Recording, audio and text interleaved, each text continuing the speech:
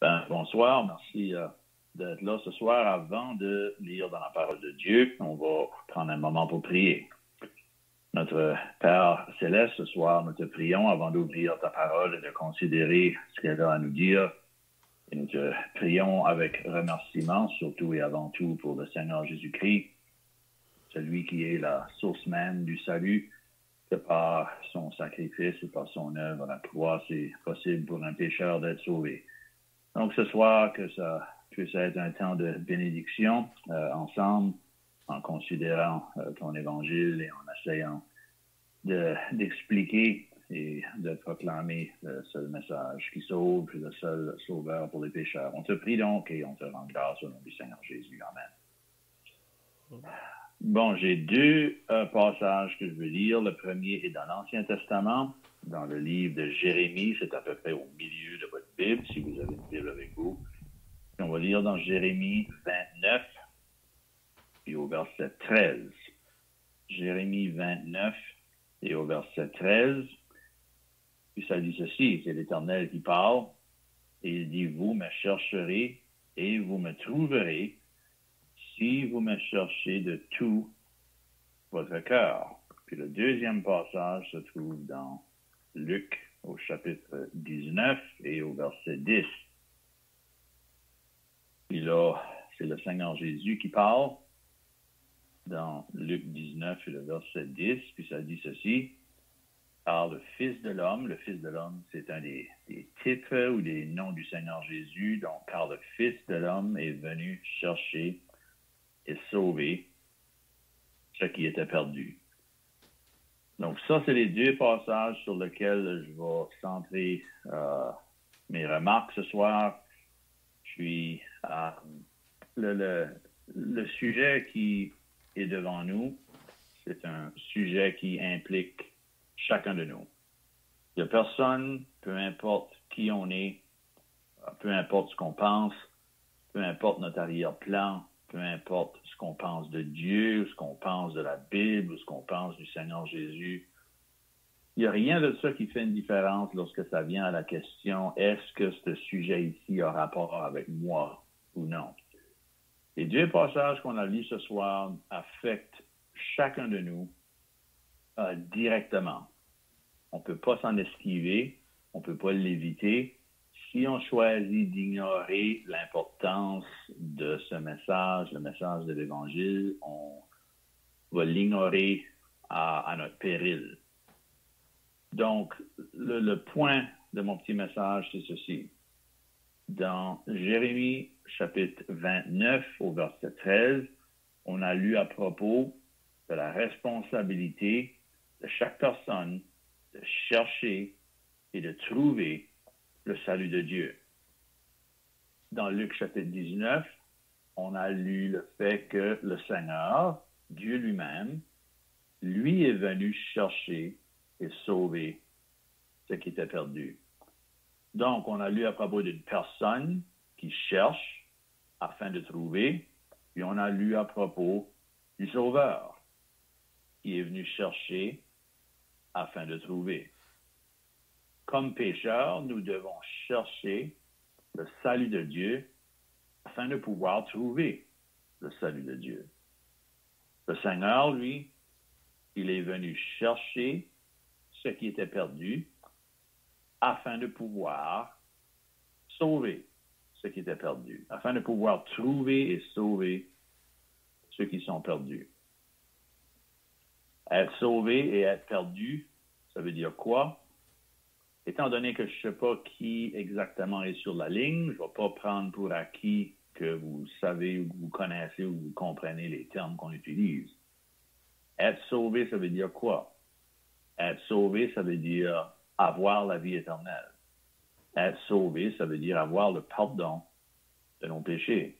Être sauvé, ça veut dire qu'il y a un moment dans la vie d'un individu où, reconnaissant son état de perdition devant Dieu, sa condition de pécheur devant Dieu, cette personne-là vient à Dieu comme un pécheur, puis place sa confiance dans le Seigneur Jésus-Christ et sa mort à la croix.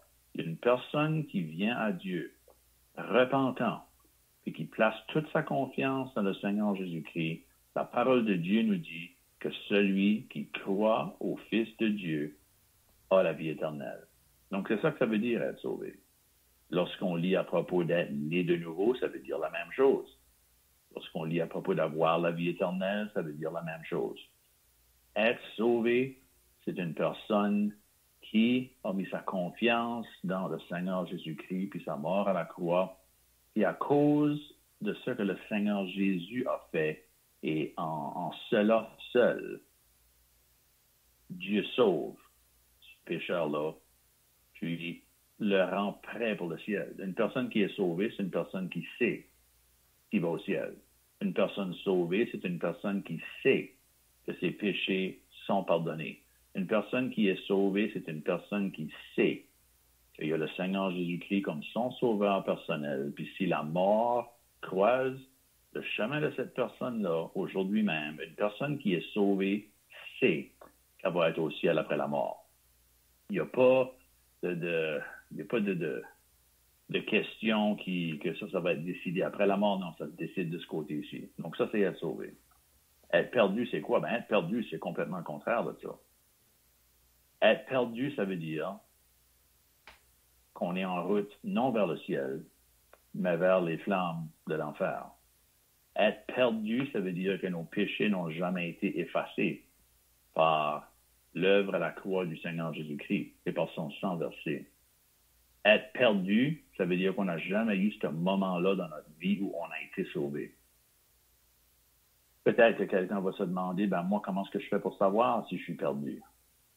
Ben, si vous n'avez jamais un moment dans votre vie où vous avez été sauvé, ça veut dire que vous êtes encore perdu. Parce que lorsque la parole de Dieu nous parle dans Romains chapitre 5, ça nous dit que lorsque nous étions encore des pécheurs, Christ est mort pour nous. Donc ce soir, s'il n'y a jamais un moment où vous avez été sauvé, ça veut dire que vous êtes encore perdu. Vous êtes responsable de chercher, de trouver le salut de votre âme. Vous êtes responsable de chercher Dieu, de chercher son Fils, de chercher à être sauvé, de chercher à trouver le salut de votre âme. Si vous n'êtes pas encore sauvé, c'est votre responsabilité de chercher Dieu. La promesse de Dieu, c'est « Vous me chercherez et vous me trouverez si vous me cherchez de tout votre cœur. » Donc ce soir, je vais attirer votre attention sur trois choses dans Luc chapitre 15. On n'a pas lu le passage, c'est un grand chapitre, je vais simplement y référer, possiblement que vous êtes déjà familier avec ce chapitre-là. Dans Luc chapitre 15, on lit à propos de trois individus, trois choses qui sont perdues, qui ont été retrouvées. On lit à propos d'une brebis qui était perdue et qu'elle a été retrouvée. On lit à propos d'une drachme, ça c'est une pièce de monnaie, une pièce d'argent. Une drachme qui était perdue, qui a été retrouvée. Puis troisièmement, on lit à propos d'un fils qui était perdu, qui a été retrouvé.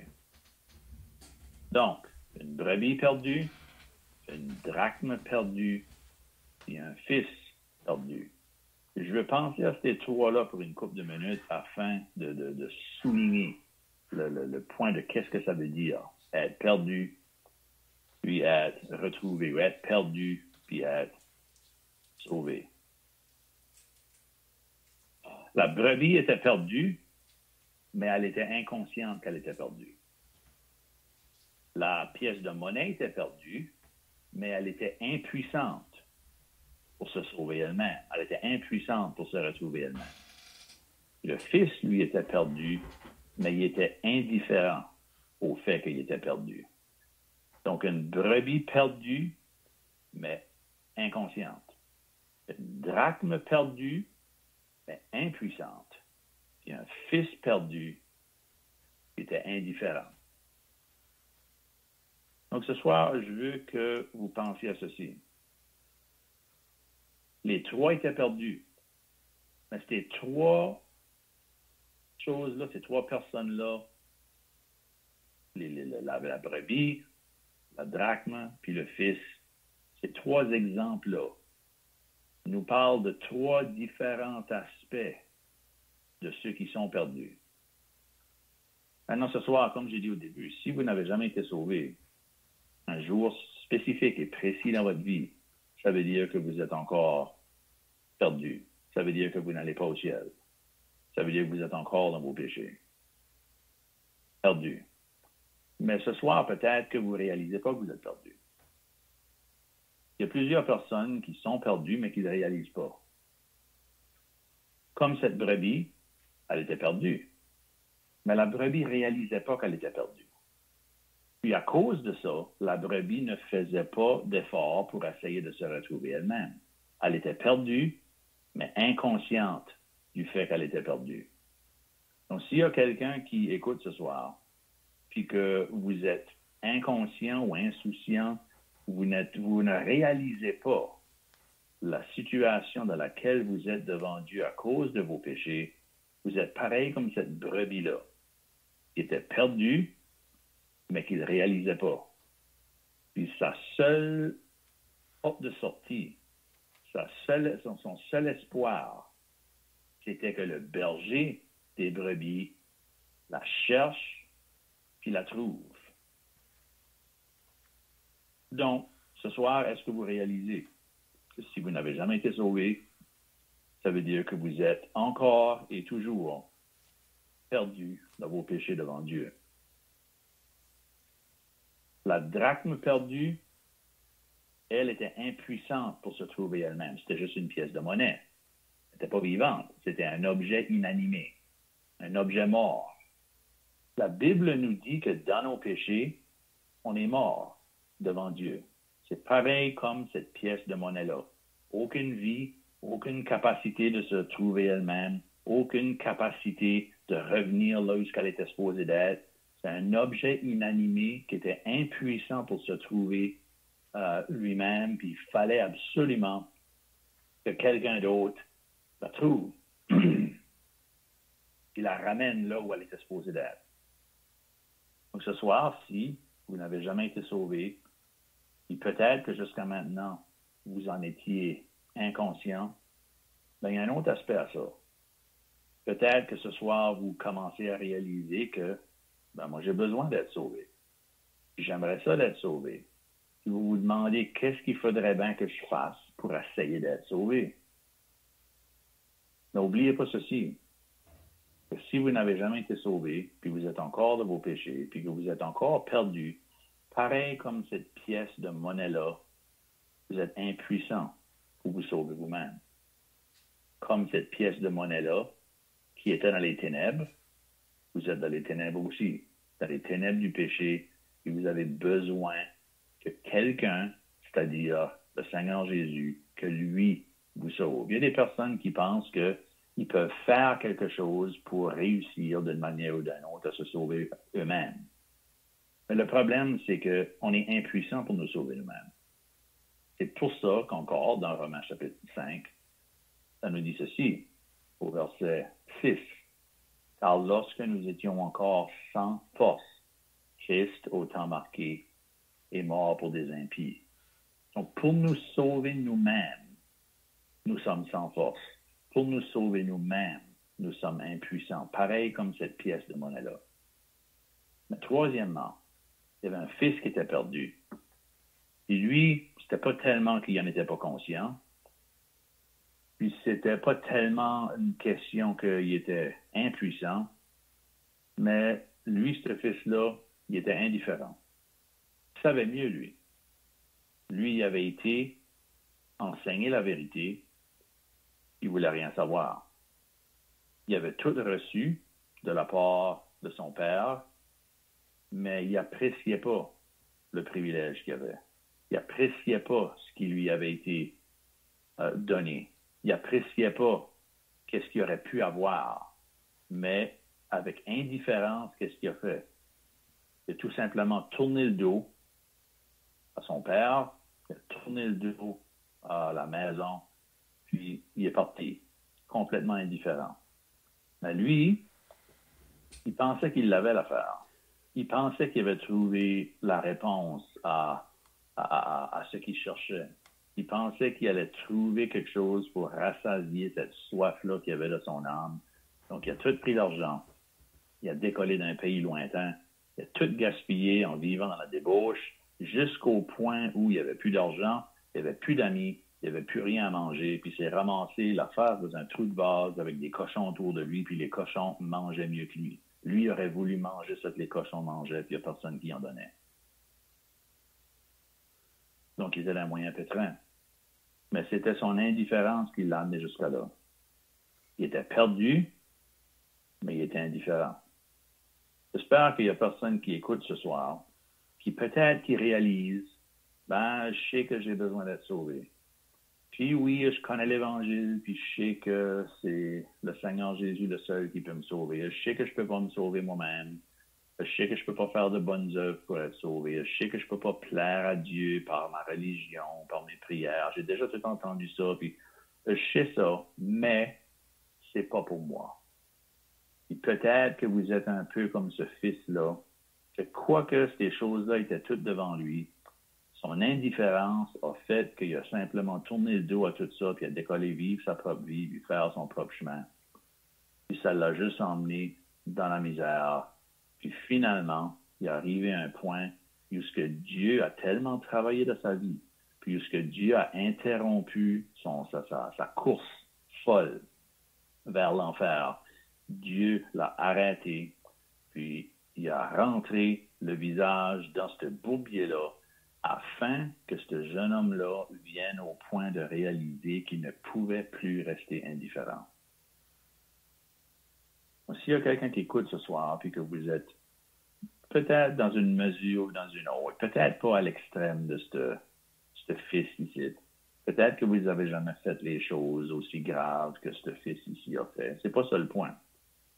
Le point, c'est qu'il faut arriver à un moment donné, si jamais vous allez être sauvé, il faut arriver à un moment donné à un point où l'indifférence, et la négligence, et l'insouciance, tout ça par rapport au salut de votre âme, il faut tout que ça prenne le bord, ça. Il faut que ça finisse. Il faut que ça termine. Il faut commencer à prendre le salut de notre âme au sérieux. C'est pour ça, comme on a lu dans Jérémie chapitre 29, Dieu dit, vous me chercherez et vous me trouverez si vous me cherchez de tout votre cœur. Donc, c'est conditionnel. On ne peut pas chercher Dieu à moitié. On ne peut pas chercher Dieu aujourd'hui, puis arrêter de le chercher demain, puis recommencer le jour d'après, puis juste faire ça un peu à la légère, parce qu'il y a un paquet d'autres choses qui nous intéressent plus que d'être sauvés. Si on fait ça, et si c'est ça notre attitude vis-à-vis du salut de Dieu, on peut vous garantir, par ce que Dieu a dit dans sa parole, vous ne serez jamais sauvés comme ça. Impossible d'être sauvé si on prend le salut de Dieu à la légère. Puis comme ça dit dans Hébreux chapitre 2 et le verset 3, comment échapperons-nous en négligeant un si grand salut? Donc la brebis était perdue, mais inconsciente. La drachme était perdue, mais impuissante. Le fils était perdu, puis était indifférent. Donc ce soir, c'est absolument essentiel. Puis je sais que le monde autour de nous, puis autour de vous, aurait tendance à rire, puis de se moquer des choses qu'on est en train de considérer ce soir. Puis probablement qu'au jour dans lequel on vit, la plupart des gens sont justement inconscients, impuissants, puis encore plus que ça, ils sont indifférents par rapport au salut de leur âme. Mais le Seigneur Jésus est celui qui est venu chercher et sauver ceux qui étaient perdus. Donc, vous remarquez que dans ces trois exemples-là de Luc chapitre 15, le premier exemple, c'est le berger qui cherche puis qui trouve la brebis. Dans le deuxième exemple, c'est la femme qui cherche et qui trouve la pièce de monnaie. Et dans le troisième exemple, c'est le fils qui était perdu, qui revient à son bon sens, puis lui, il se met à chercher afin de trouver le pardon. Donc, on a les deux aspects dans Luc, chapitre 15. Le pécheur qui est trouvé par le Sauveur. Puis on a qui se laisse trouver par le pécheur. Donc, le Seigneur Jésus est celui qui est venu chercher et sauver ce qui était perdu. Mais il a fait ça comment? C'est pas simplement en venant vivre une bonne vie ou en laissant un bon exemple ou en enseignant plusieurs bonnes choses. Il a tout fait ça. Mais lorsque le Seigneur Jésus est venu, il est venu pour une mission spécifique. Le Seigneur a quitté le ciel puis est venu sur la terre sur une mission de secours. Le Seigneur est venu avec le but ultime et unique et principal de donner sa propre vie pour les pécheurs perdus. Donc, afin que moi, je puisse être sauvé. Et afin que toi, si tu viens au Sauveur avec tous tes péchés, repentant et que tu places ta confiance en lui, tu peux être sauvé toi aussi. Donc, je vous laisse avec ça ce soir pour ne pas risquer de compliquer la chose. Le Seigneur Jésus est celui qui est venu chercher et sauver ce qui était perdu en donnant sa vie sur la croix, puis en souffrant pour les péchés des pécheurs comme nous. Lui qui a été frappé de Dieu pour nous qui sommes perdus. Donc, est-ce qu'on va juste négliger ça? Est-ce qu'on va être indifférent par rapport à ça? Est-ce qu'on va laisser passer l'opportunité d'être sauvé alors que le Seigneur Jésus a tout fait pour pouvoir nous chercher et nous trouver? La question, c'est s'il y a quelqu'un sur cet appel ce soir qui n'est pas encore sauvé, c'est est-ce que vous allez chercher de tout votre cœur afin de trouver le seul sauveur qui peut vous sauver? Donc, je vous laisse avec ça, que Dieu bénisse sa parole. On va prier. En terminant, merci beaucoup d'avoir été là et d'avoir écouté. Père, nous te prions maintenant à la fin de ce petit message. On veut te remercier que dans ta grâce, tu as envoyé le Seigneur Jésus comme sauveur et que grâce à lui, c'est possible pour nous d'être sauvés. On te prie s'il y a quelqu'un qui écoute ce soir, qui n'est pas encore sauvé, on te supplie, Père, que par ton Saint-Esprit, tu vas travailler dans leur âme et ne pas les laisser tranquilles jusqu'à ceux qui reviennent à eux-mêmes, comme ce fils perdu-là, puis qui décident de chercher le pardon de leurs péchés de tout leur cœur. On te prie donc et on te demande de nous garder pour le reste de cette soirée et de nous bénir tous au nom du Seigneur Jésus. Amen.